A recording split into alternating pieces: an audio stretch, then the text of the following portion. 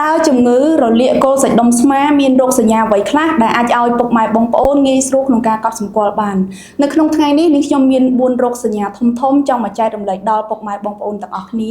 រោគសញ្ញាទី1ដែលពុកម៉ែបងប្អូនអាចកត់សម្គាល់ខ្លួនឯងបានគឺមានការឈឺចុកចាប់រោយនៅតំបន់ស្មាទី2មានការឈឺចាប់ពេលដែលពាក់ខោអាវឬក៏ពេលយកដៃទៅអេះខ្នងទី3គឺមានការឈឺចុកចាប់ពេលដែលពុកម៉ែបងប្អូនគេងសង្កត់ស្មា